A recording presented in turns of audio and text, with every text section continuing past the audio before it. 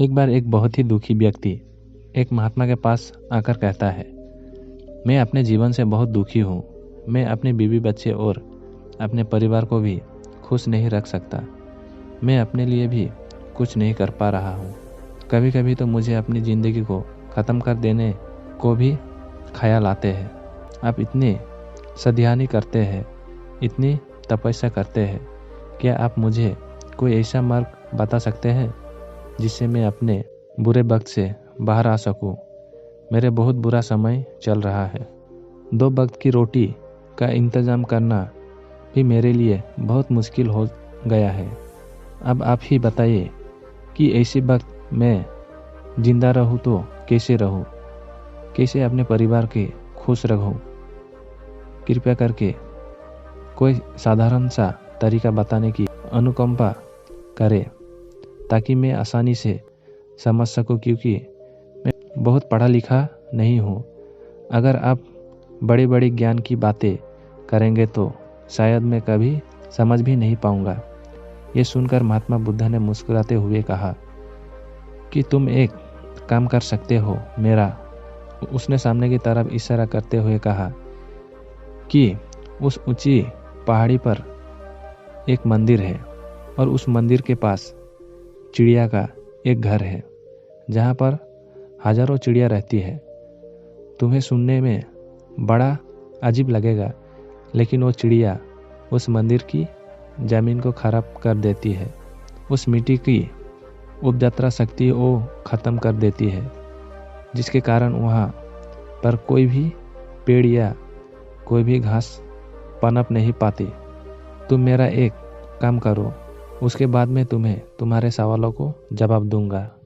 तुम 7 दिन तक रोज़ उस पहाड़ी पर जाओ और उस चिड़िया को घर को तहस नहस कर दो, उसके तोड़ दो। जब भी तुम्हें कोई चिड़िया का घर दिखे मंदिर के आसपास तो उससे वही पे तहस नहस कर देना। लेकिन याद रहे, घर को तोड़ने में कोई भी चीटी मारनी नहीं चाहिए। इस बात को समझने का प्रयास करते हुए वो युवक वहाँ से चला गया। शायद उसके कुछ समझ में नहीं आया था कि महात्मा जी ऐसा क्यों करवा रहे हैं। वो तो उन चिड़िया पर अन्याय कर रहे हैं, उनका घर तोड़वा रहे हैं, उन्हें नुकसान पहुंचा रहे हैं। आखिर कौन महात्मा ऐसा करेगा? लेकिन फिर भी उस महात्मा की बात मानते हुए वो अगले दिन से ही पहाड़ी पर जाना शुरू कर देता है। जब वो पहले दिन पहाड़ी पर पहुंचता है तो देखता है कि बहुत सारी चिड़िया अपना अपना खाना जुटाने में लगी हुई है। सारी चिड़िया कतार से चल रही थी और अनाज के छोटे छोटे कान उठाकर अपने घर में जमा करती जा रही थी। ये देखकर पहले तो उस युवक का मन कमजोर पड़ गया। उसने सोचा कि ये इतनी मेहनत करके अपना घर भर रही है और मैं इनके घर को तबाह कर दूंगा तो इनका कितना बुरा लगेगा। लेकिन फिर उसने उस महात्मा की बात याद करते हुए उस घर को तोड़ना शुरू कर दिया। जल्द ही चिड़ियों में हाहाकार मच गया। वो इधर उधर दौड़ने लगी। अभी तक जो कतार में चल रही थी वो बिखर गए और इधर उधर अपनी जान बचाने के लिए भागने लगी। थोड़ी देर में घर टूट गया और सारी चिड़िया इधर उधर छुपने के लिए भाग चुकी थी। ये करने के बाद वो युवक दुखी मन से वापस अपने घर पर लौट आया। उसका मन परेशान था, दुखी था, पश्चाताप से भरा हुआ था। फिर उसने अपने बिस्तर में रात में लेटे लेटे ही सोचा कि अब तो उन चिड़िया का घर तबाह हो चुका है। अब वो वापस जाने से क्या प्रयोजन है? अब क्या फ़ायदा होगा? क्योंकि चिड़ियों का घर तहस नहस करने के लिए महात्मा जी ने कहता था, जो मैं कर चुका हूँ। लेकिन फिर कुछ सोचकर अगले दिन उसने फिर से जाने का निश्चय किया और अगले दिन सुबह सुबह उठकर वो वापस उसी पहाड़ी पर पहुँच जाता है। पहाड़ी पर पहुँचकर उसी जगह पर पहुँच जाता है जहाँ पिछले सुबह उसने उस घर को तहस नहस कर दिया था। लेकिन वो ये देखकर चौंक जाता है कि उन चिड़ियों ने फिर से अपना घर उसी जगह पर बना लिया था और अब वो फिर से अपने घर के लिए सामान इकट्ठा करने की जुटी हुई थी। उस आदमी को देखकर लगा कि ये चिड़िया कितनी मूर्ख है। इनके पता है कि कल ही इनका घर इसी जगह पर तबाह किया गया है और उसी जगह पर उन्हें अपना नया घर भी बना लिया। और ये सोचकर वो आदमी हंसने के हुआ, लेकिन फिर से महात्मा की बात याद करते हुए उसने उन चिड़ियों के घर फिर से तबाह करना शुरू कर दिया। फिर से उन चिड़ियों में हलचल मच गया और थोड़ी देर में वो चिड़िया इधर उधर अपनी जान बचाने के लिए भागने लगी। कुछ ही देर उनका घर फिर से नष्ट हो गया और वो युवक थोड़ा संपत के भाव से कि इस बार तो मैंने अच्छी तरह से उस घर को तबाह कर दिया है। अब तो वो चिड़िया यहाँ पर अपना घर बना ही नहीं पाएगी। इसलिए जाने से पहले उसने घर पर ठंडा पानी भी डाल दिया ताकि चिड़िया वहाँ पर अपना घर ना बना सके। और इस तरह अपना कर्म पूरा करके वो युवक फिर से अपने घर लौट आया। आज रात में सोते वक्त फिर से वो इंसान यही सोच रहा था कि क्या महात्मा ये सही काम करवा रहे हैं? क्या किसी का घर तबाह करना किसी सिद्धार्थ पुरुष को शोभा देता है? क्या हो अगर वो महात्मा सिद्धार्थ पुरुष हो ही ना? क्या होगा अगर वो मुझे बेवकूफ़ बना रहा है? लेकिन फिर उसने निश्चय किया कि मैं अपने काम को पहले पूरा कर लेता हूँ, उसके बाद ही पता चलेगा कि महात्मा मुझसे ऐसा क्यों करवा रहे हैं। और यही सोचकर वो रात में सो जाता है और उनकी ये सारी खबर बता देगा।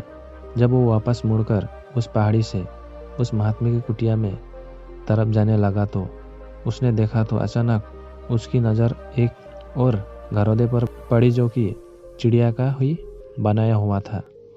मतलब कि वो घरौदा चिड़िया ने ही बनाया था और अब वो चिड़िया नए घर में बस कर चुकी थी।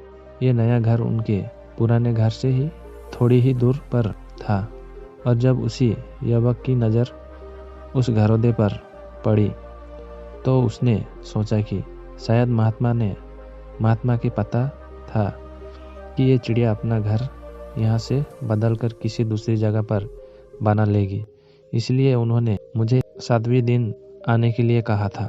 और ये विचार करके वो उसका नया घर भी तोड़ने के लिए पहुँच जाता है। जब वो वहाँ पहुँचा तो चिड़िया उसी तरह अपने कैरों में लगे हुए थी। वो अपने लिए खाना इकट्ठा कर रही थी और अपने घर में जमा करती जा रही थी। जो पुराना घर टूटा था वहाँ भी अनाज के कारण बचे हुए थे और चिड़िया वहाँ से भी अनाज इकट्ठा करके वापस अपने नए घर में ला रही थी। अब यहाँ पर भी फिर से युवक का मन थोड़ा कमज़ोर पड़ गया क्योंकि वो खुद भी कमज़ोर था, खुद भी वक्त का मरा हुआ था। इसीलिए उसके मन में उन चिड़ियों के प्रति दया का भाव उमड़ रहा था। उनके ऊपर उससे दया आ रही थी। वो चाहता था कि उनकी मदद करे, लेकिन वो उल्टा उनके नुकसान पहुंचा रहा था। लेकिन उस महात्मा की बात को याद करते हुए उसने फिर से उस घर को तोड़ने का निश्चय किया और उसने इस बार बड़ी ही सावधानी के साथ बिना किसी चिड़िया को कोई नुकसान पहुंचाए वो घर तबाह करना शुरू कर दिया। बस थोड़ा ज़्यादा लगा क्योंकि किसी भी चिट्टी को नुकसान ना पहुंचाने की शर्त महात्मा ने पहले ही रखी थी। इसीलिए उसके बड़ी सावधानी के साथ उन घरों को तबाह करना था। लेकिन आखिरकार उसने घर को भी तबाह कर दिया और उस घर को तबाह करने के बाद वो बड़े ही दुखी मन से, इस बार वो पहले से भी ज़्यादा दुखी था क्योंकि उसने उनका नया घर भी तोड़ दिया था। वो उन चिड़ियों को बसने ही नहीं दे रहा था और वो अब अपने आप को शैतानिया दानव समझने लगा था। लेकिन फिर भी उस महात्मा की बातों को मानते हुए वो अपने घर पर दुखी मन से वापस आ गया। रात में सोने से पहले एक बार उसने फिर से सोचा कि मैं कितना बड़ा शैतान हूँ, कितना बड़ा दानव हूँ। पुराना घर तो छोड़ो, मैं उन चिड़ियों को कहीं भी बसने के लिए कोई जगह नहीं दे रहा हूँ। वो चिड़िया मेरे बारे में क्या सोचती होगी, वो कितना दुत्कारती होंगी उस परमात्मा को जो मैं डरा के ये काम करवा रहा है। लेकिन फिर भी उसने अगले दिन जाने का निश्चय किया और अगले दिन सुबह सुबह वो फिर से वहाँ पहुँच गया। वो ये देखकर फिर से आश्चर्यचकित रह जाता है कि इस बार भी चिड़िया ने एक और नए जगह पर अपना घर बना लिया था। तो पहले से भी ज़्यादा ऊर्जा के साथ काम कर रही थी और उन्होंने एक रात में पहले से भी बड़ा घर बना लिया था और अब वो फिर से अपना अनाज और खाना इकट्ठा करने में जुटी हुई थी। ये देखकर उस आदमी को लगा कि ये चिड़िया किसी मिट्टी की बनी हुई है। मैं इनके बार बार यहाँ से भागने का कोशिश कर रहा हूँ और ये वहीं पर अपना घर बना लेती है। क्या इनके पता नहीं है कि मैं इन्हें यहाँ पर कभी भी बसने नहीं दूंगा। ये चिट्टी है, दिखने में इतना छोटी है, लेकिन फिर भी ये मुझसे हार नहीं मान रही है। बड़ी ताज्जुब की बात है। और इस बार उसने गुस्से से उस घर को तहस नहस करना शुरू कर दिया। लेकिन इस बार तहस नहस करते हुए कुछ चिड़िया वहीं पर मर गई, उसके पैरों तले कुचल दी गई। कुचलने के बाद जब वो अपने अहंकार से बाहर आया तो उसने देखा कि गुस्से में उसने उन चिड़ियों को कितनी क्षति पहुंचा दी है। उसका मन पश्चाताप से भरा गया और वो रोता हुआ अपने घर की तरफ बढ़ गया। रात में सोते वक्त उसने सोचा कि मैं उन चिड़िया पर बहुत ज़्यादा अत्याचार कर रहा हूँ, अब इससे ज़्यादा अत्याचार मैं नहीं कर पाऊँगा। जो यही सोचकर वो अगले दिन उन चिड़ियों के लिए अपने घर से थोड़ा आटा लेकर उसी पहाड़ी पर पहुँच जाता है। आज उसके मन में एक चिड़ियों के प्रति सिद्धार्थ का भाव था, दया का भाव था, जो वो उनकी मदद करना चाहता था। और जब वो वहाँ पर पहुँचा तो चिड़िया फिर से अपने नए घर बनाने में जुटी हुई थी। उसने बड़ी ही करुणा के साथ उन चिड़ियों के अपना लाया हुआ आटा खिलाया और अगले 3 दिनों तक वो ऐसा ही करता रहा। और रोज सुबह जाता और उन चिड़ियों के अपने हाथों से आटा खिलाता। 7 दिन के बाद वो युवक वापस उस महात्मा के पास पहुंचकर हाथ जोड़कर बोलता है कि हे महात्मा जी, मुझे माफ़ कर देना। मैं उन चिड़ियों का घर तबाह करने के लिए बहुत कोशिश की।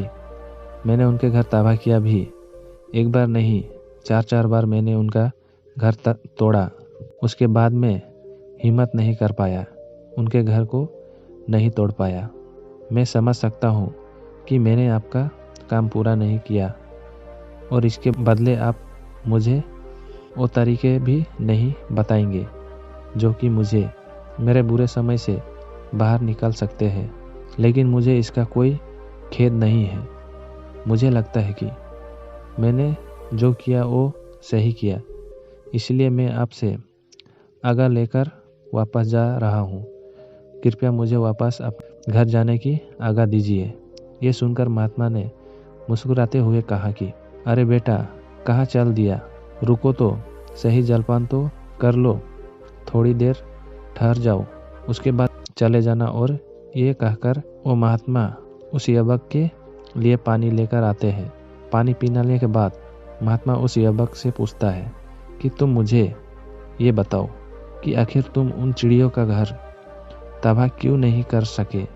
वो चिड़िया तो छोटी छोटी है और तुम इतने विशालकाय हो, फिर भी तुम उन छोटी छोटी चिड़ियों का घर तबाह नहीं कर पाया। कहाँ है तुम्हारी शक्ति, तुम्हारा बाहुबल? इसका जवाब देते हुए उस युवक ने कहा कि हे महात्मा, मैंने उन चिड़िया का घर तबाह कर दिया था, बार बार किया था। एक बार तो अपने गुस्से में उन चिड़ियों को भी मैंने हानि पहुंचा दी थी। लेकिन जिस दिन मैंने उनके हानि पहुंचाई, उसी दिन मेरे को लगा कि मैं इनको क्यों हानि पहुंचा रहा हूँ, क्यों इनको इतनी तकलीफ दे रहा हूँ। और उसी दिन से मैंने उनके क्षति पहुंचाने के बजाय, नुकसान पहुंचाने की बजाय उनकी सहायता करने शुरू कर दी। ये सुनकर उस महात्मा ने कहा कि यही तो सीखने की बात है। एक छोटी सी चिट्ठी में जीवन का संदेश दे जाती है। मैंने तुम्हें उन चिड़ियों का घर तबाह करने के लिए नहीं भेजा था। मैंने तुम्हें भेजा था ताकि तुम उन चिड़ियों से कुछ सीख लो सके। तुम क्या सीखा? तुम्हें क्या सीख मिला? उन चिड़ियों से क्या मुझे बता सकते हो? ये सुनकर उस युवक ने पूरी कहानी बयां कर दी। पूरी कहानी सुनने के बाद महात्मा ने मुस्कुराते हुए कहा कि बेटा, पहली सीख जो इन चिड़ियों से लेने की थी वो ये थी कि तुमने कितनी ही बार उनके घर को तोड़ने की कोशिश की, कितनी ही बार प्रयास किया कि उनका घर तबाह हो जाए, लेकिन वो हर बार अपना नया घर बना लेती थी। उन्होंने कभी भी हार नहीं मानी। अगर वो हार माना लेती तो वो चिड़िया तुम्हें वहाँ पर नहीं मिलती। जीवन कर्मशीलता का नाम है, कर्मशीलता का नाम है, लेकिन हम मनुष्य एक दो बार हार मिलने पर ही टूट जाते हैं, हताश हो जाते हैं और फिर जीवन में प्रयास ही नहीं करते। और कुछ लोग तो अपनी ज़िंदगी की ख़त्म करने का उतारू हो जाते हैं। लेकिन जानवरों में तुमने एक बात देखी होगी कि वो अपना जीवन खुद से स्वयं से कभी ख़त्म कर ही नहीं सकते। तुमने कभी नहीं सुना होगा कि किसी जानवर ने आत्महत्या कर ली, चाहे वो जानवर कितना ही भूखा क्यों ना हो, कितना ही दुखी क्यों ना हो, लेकिन वो अपने जीवन के लिए हमेशा सर्वसत करता रहता है। लेकिन वही पर दूसरी तरफ हम मनुष्य एक दो बार हताश होने पर ही अपना जीवन खत्म कर लेते हैं। जीवन तो कर्मशीलता है। कर्म करने का नाम है जीवन और मृत्यु आखिर विश्राम है, परम विश्राम है। इसीलिए मृत्यु से पहले कर्म करना कभी मत छोड़ना, क्योंकि मृत्यु के बाद तो तुम परम विश्राम में चले ही जाओगे। तो उससे पहले कर्म करना क्यों छोड़ रहे हो, क्यों हताश हो रहे हो? अगर तुम्हारा एक घर टूट गया है तो दूसरा घर बनाने का प्रयास करो, कोशिश करो। और कोशिश करने वाले की कभी हार नहीं होती। ये तुम उन चिड़ियों से देख चुकी हो। देखने में तुमसे कितनी छोटी है वो चिड़िया और तुम इतने बड़े हो, लेकिन उनका मन तुम्हारे मन से इतना बड़ा है, इतना विशाल है, इतना दूर संकल्प ही है कि इतनी बार घाट टरने पर भी उन चिड़ियों ने कभी हार नहीं मानी। दूसरी सीख ही यहाँ से लेने की थी। वो ये थी कि जब भी हमारे ऊपर बुरा समय आता है, हमें लगता है कि ये समय कभी नहीं जाएगा, ये समय मेरे जीवन के बर्बाद कर देगा, मुझे कभी नहीं जीने देगा। और अपने इन्हीं ख्यालों से, अपने उन्हीं विचारों से, जिनका असलियत में कोई भी वास्तविक नहीं है, वो सिर्फ विचार है, और वही विचार हमारे मन को दुखी कर देते हैं। और इसीलिए हम प्रयास करना भी छोड़ देते हैं। लेकिन तुम खुद सोचो कि बार बार प्रतिज्ञा हमें क्षति से पहुंचाएगी, नुकसान पहुंचाएगी, लेकिन कब तक पहुंचाएगी? अगर हम बार बार फिर से उठ के फिर से नया प्रयास करते रहेंगे तो प्रकृति भी हमारे सामने घुटने ठोक देगी, और वो भी एक दिन हमारे ऊपर दयावान हो जाएगी, कृपालु हो जाएगी, और वो हमें सब कुछ देने लगेगी जिसका हमने कभी कामना की थी। तुमने खुद देखा कि तुम उन चिड़ियों के तबाह करने के लिए पहुंचते थे, लेकिन बाद में तुम ही उन चिड़ियों को अनाज और आटा देने लगे। तुम ही उन पर कृपालु हो गया। क्यों हुए? क्योंकि तुमने देखा कि वो चिड़िया हार ही नहीं मान रही है। इसी तरह अगर तुम भी अपने जीवन में कभी हार नहीं मानोगे तो एक ना एक दिन ये प्रकृति तुम्हें वो सब कुछ देगी जो तुम अपने जीवन में पाना चाहते हो। इसलिए 2 सीख याद रखना, कर्मशीलत कार्य करते जाना और दूसरा कि एक ना एक दिन प्रकृति तुम्हारा कर्म का परिणाम तुम्हें जरूर देगी।